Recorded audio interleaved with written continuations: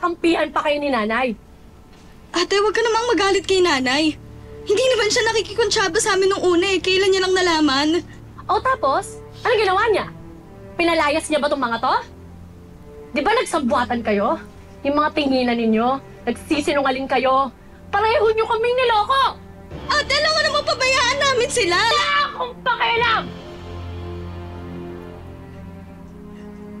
Ako meron! Kasi tatay ko pa rin siya at kapatid ko pa rin si Jessica! At ako! Ako at si Kuya, ano kami sa'yo? Wala na lang? Ate Andrea, huwag mo nang pagalitan si Ate Colleen. Sabi nang huwag mo kong tatawaging ate, huwag kang nakikialam dito kasi hindi ka namin kaano-ano. Kung magalit kay Colleen, tinutulungan niya lang kami. Wala naman talaga sa planong tumuloy kami dito eh. Eh lahat naman wala sa plano niyo eh. Wala sa plano niyo mag-abroad. Wala sa planong mabuntis niyo yung Hazel. Wala sa planong iwan niyo kami. O ngayon, baldado na kayo. Tapos bumabalik kayo sa amin. Idadamay niyo pa kami sa kamalasan niyo? Andrea, tama na yan. Hindi naman tamang bastusin mo yung tatay niyo. Kung hindi nagmalasakit ang tatay niyo, hindi ka naman ma-ooperahan eh. Abel. Alam ko naman ho yun. Nagpapasalamat ako. Pero makabuntis kayo ng ibang babae. Kasama ba yun sa sakripisyo niyo? Pati ho ba yun?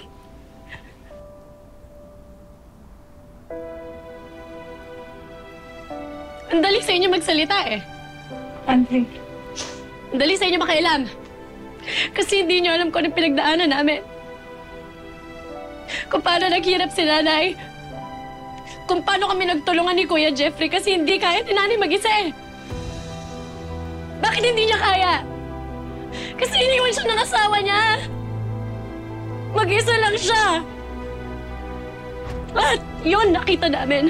Lahat yun nakita ko.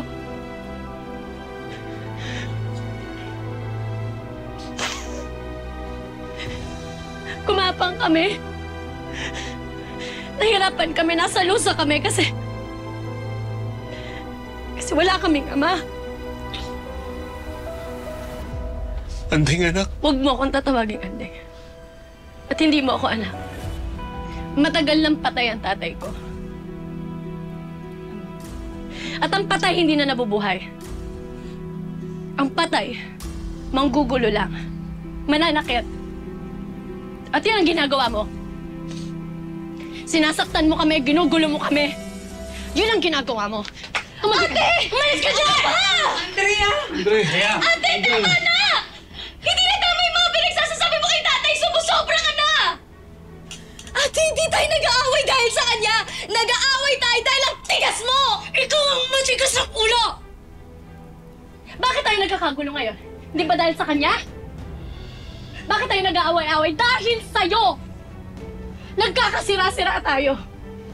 Bakit naghiwalay si nanay at si Tito Noah? Di ba dahil sa kanya?